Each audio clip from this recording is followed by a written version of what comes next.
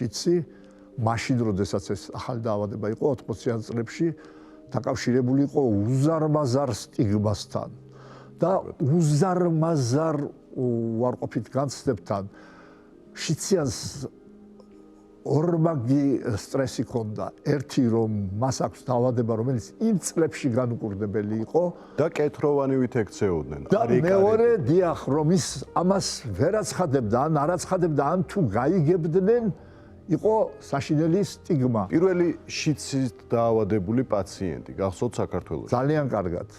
იმიტომ რომ სად რეგიონში იყო თუ თბილისში? სოხუმში. ახალგაზრდა ქალი 25 წლის ეროვნებით რუსი მაგრამ სოხუმის მოქალაქე, ძალიან ლამაზი ქალბატონი სხვათა შორის, სწავლობდა სანქტ-პეტერბურგში, როგორც გაირკვა და იქ ცოლად გაჰყვა ვინმე ტანზანიელს, რომელიც მათი ქორწინებიდან ერთ წელიწადში გარდაიცვალა.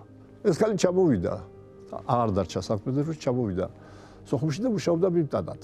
და შიცი არ ვლინდება ჩქარა დაინფიცირებიდან გამოვლენამდე 4-5 წელი გადის როგორც წესი.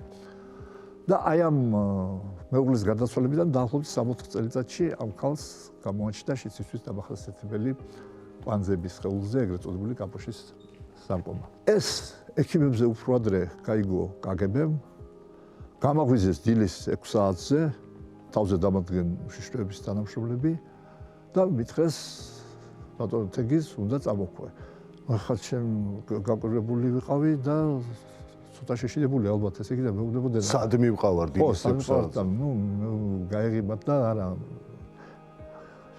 შენ უნდა დაგვეხმარო მხოლოდ შენთვის მშვიდობა და გადავფრინდით სოხუმში და ნახეთ ეს ქალი ავღეთ ანალიზი წაღებული ჰქონდა თქვა საშუალებები შიცი დაუდასტურდა და გამოვედით აფხაზეთის ტელევიზიით მოუწოდეთ ყველას რომ დაფიქსირდა პირველი შემთხვევა შიცის და თუ ვინმეს კონტაქტი ქონიათ ამ ქალთან დაუყოვნებლივ მოგზავნით და გაიგეთეთ ანალიზი. მოგმართა ამ ჩვენს განცხადებაზე 70-ზე მეტმა მამაკაცმა.